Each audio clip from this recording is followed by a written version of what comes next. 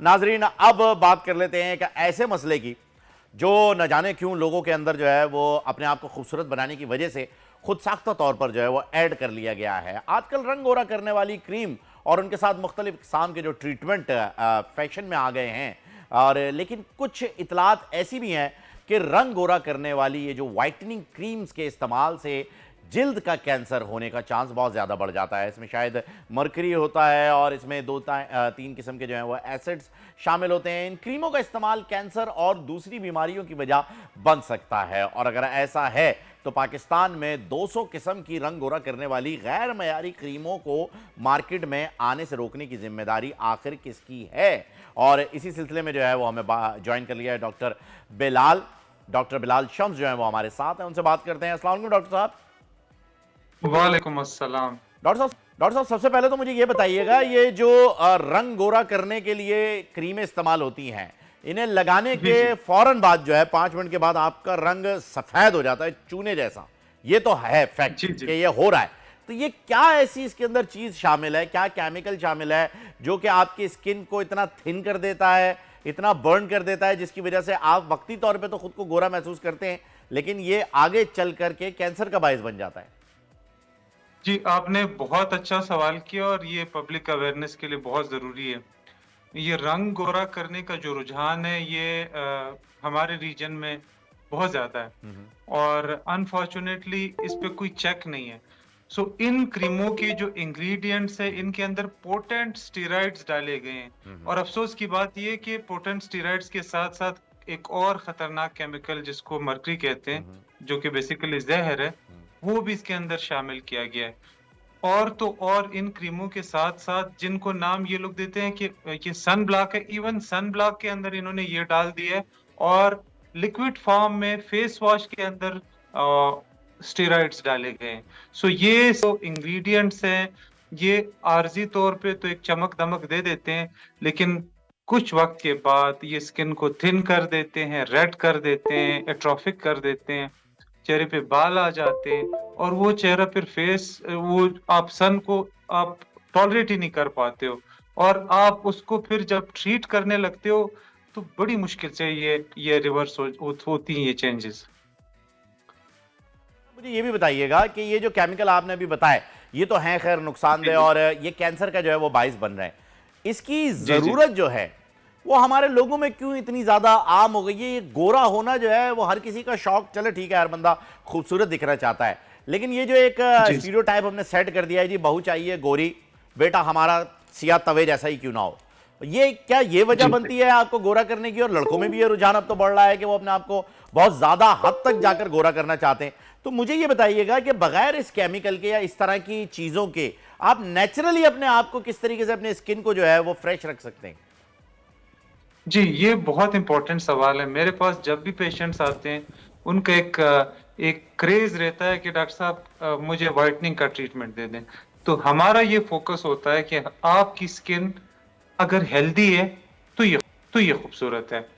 ज़रूरी नहीं कि एक स्किन जो है ना वो फेयर हो और वो खूबसूरत हो। मैं मिसाल देता हूँ अक्सर इनको नोमी कैम्पबेल की या और जो सुपर मॉडल्स हैं दुनिया में, मैं इनको कहता हूँ कि ब्यूटी का जो एक कांसेप्ट है उसमें फेयरनेस शामिल ही नहीं है। आपने दूसरा सवाल जो किया नेचुरली वो चीजें जो हम जिसके जरिए हम अपने स्किन को हेल्दी या खूबसूरत बना सकते हैं, उसमें यही है कि एक तो आप अपनी ट्रीटमेंट खुद से ना करें। मेरे पास बहुत सारे पेशेंट्स आते हैं जो ये मुख्तलिफ रेमेडीज अपने स्किन के ऊपर अप्लाई करते हैं। नाम तो उनका नेचुरल है लेकिन वो उन पे कोई रिसर्च नहीं होता, वो कोई प्रूवन नहीं होती, वो बुकिश चीजें नहीं होती, तो उसके जरिए वो इवन नेचुरल चीजों से भी अपने स्किन को डैमेज कर देते। सपोज अगर किसी का स्किन ऑयली है, वो उसको और मॉइस्चराइज करने लग जाए तो वो उस पे दाने निकलना, उसके अंदर पोर्स क्लॉग हो जाना, कोमेडोजेनिक इफेक्ट आ जाना, ये सारी चीजें अच्छा शामिल। सो डॉक्टर मैं तो साहब कहता हूँ कि एक चीज और भी जी है, जरा मैं चाहूंगी उस पर भी हमारी जी रहनुमाई आप कीजिएगा कि अब ये जी हमने पिछले दिनों खबर पड़ी थी कि शायद इस पर कोई एक्ट बन गया है और ये क्रीम्स जो कि बनती हैं जिसमें कैंसेरियस किस्म के जो फैक्टर्स हैं वो होते हैं और वो नाइट क्रीम्स हैं और मार्केट्स में बिक भी रही हैं, अब उस पर चेक एंड बैलेंस रखा जाएगा। अब ये जो हाइलुरोनिक एसिड हो गया उसके अलावा कई ऐसे सीरम्स निकल आए हैं जो कि रंग को गोरा करने के लिए लोग यूज कर रहे हैं और लोग ये समझ रहे हैं कि शायद ये मेडिकेटेड है। वो कितना खराब कर रहा है?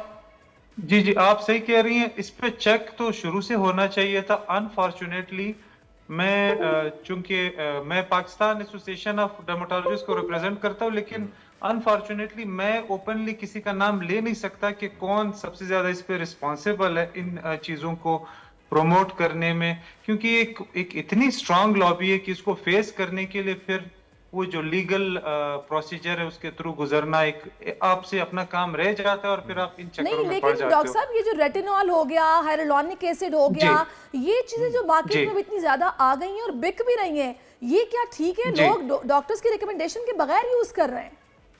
नहीं, डॉक्टर के रिकमेंडेशन के बगैर कोई भी प्रोडक्ट यूज करना अपने साथ ज्यादती है। अब आप रेटिनॉल की मिसाल लें, रेटिनॉल एक बहुत अच्छी चीज है, लेकिन यही रेटिनॉल एक ड्यूल एज स्वॉर्ड बन सकता है, यानी ये फायदे के साथ साथ आपको नुकसान दे सकता है। सपोज किसी का स्किन ड्राई है तो उस पे रेटिनॉल के इफेक्ट्स जो है ना वो अच्छे नहीं होते, वो मजीद ड्राइनेस ला सकता है। इसी तरह ये आपने बाकी इंग्रेडिएंट्स की बात की, कोई भी चीज चाहे वो हो, चाहे हाइलुरोनिक एसिड हो, कोजिक एसिड हो, बहुत सारी चीजें, वो अगर पेशेंट खुद से अपने ऊपर इस्तेमाल करने लगेगा तो फिर वो जो डैमेज है उसको कवर करना उसके पास की बात नहीं। डॉक्टर साहब, यहाँ आपकी बातों से जो है वो ये मतलब निकला है, आपकी बातों से ये एक परसेप्शन सामने आया है कि इंसान को अपना इलाज जो है वो घर पे खुद से शुरू नहीं कर देना चाहिए, पहले किसी से कंसल्ट करना चाहिए, किसी डर्मेटोलॉजिस्ट के पास जाना चाहिए, अपनी स्किन टाइप को समझना चाहिए, फिर उसके ट्रीटमेंट की जाने बढ़ना चाहिए। और दूसरी चीज ये कि जी अगर आपका रंग गोरा नहीं भी है तो भी इससे फर्क नहीं पड़ता है, एटलीस्ट आपकी स्किन जो है वो फ्रेश होनी चाहिए। Thank you so much doctor साहब, आप हमारे साथ थे और आपने बड़ी डिटेल में जो है वो ये सारी बातें समझाई कि इंसान की स्किन के लिए क्या चीज नुकसानदेह है और क्या उसे फायदा पहुंचा सकती है। तो सारी साहब, मुझे तो ऐसा लगता है कि हम जो फ्रेश जूसेस वगैरह पीते हैं ना, मौसम का पाया जाता है जो कि इस वक्त सीजन में अवेलेबल हो, उसके फ्रेश जूसेस जो है वो आपकी स्किन पे बड़ा अच्छा असर बिल्कुल, आपने बिल्कुल सही बात कही है। फ़हीम, पता है जो अगर आप अंदर से ठीक है ना तो वो आपकी स्किन खुद ही ग्लो भी करेगी, साफ भी दिखाई देगी, आपको एक्ने भी नहीं होगी। सब्सक्राइब करें और बेल दबाएं ताकि कोई खबर रह न जाए।